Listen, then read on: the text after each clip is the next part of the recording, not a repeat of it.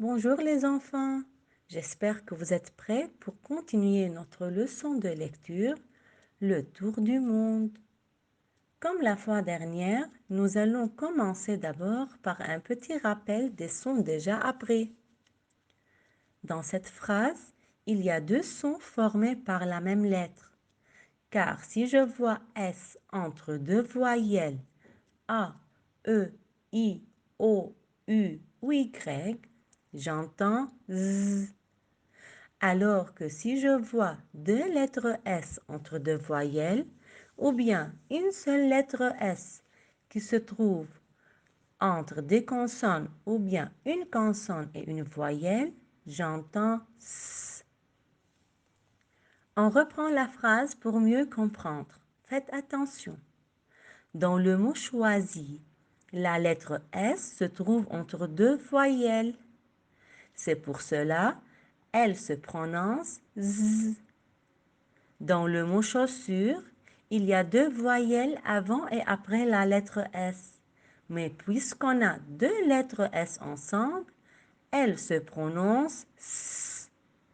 On lit donc la phrase.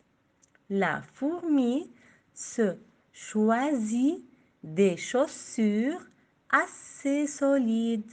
Bravo. On reprend alors notre texte de lecture en lisant un nouveau passage. Allons-y. Le tour du monde. La fourmi décide de faire le tour du monde. Elle prépare ses bagages. Rien ne pourra l'arrêter. Le lendemain, la fourmi se met en route, son baluchon sur l'épaule. Sur le chemin, elle rencontre le mille-pattes. Où vas-tu, fourmi? Je pars faire le tour du monde.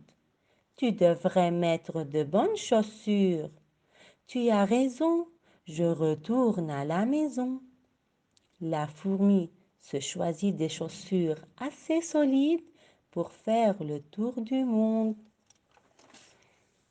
Il faut marquer dans votre livre la liaison entre tu et à la ligne 6.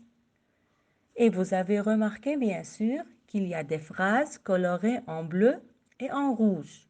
C'est parce qu'il y a deux personnages qui parlent ensemble, la fourmi et le mille-pattes. La couleur bleue indique que le mille-pattes part, alors que la couleur rouge indique que la fourmi parle. À la fin de cette vidéo, je vous demande, mes enfants, de relire ce passage plusieurs fois et de découper les mots difficiles en syllabes pour faciliter la lecture.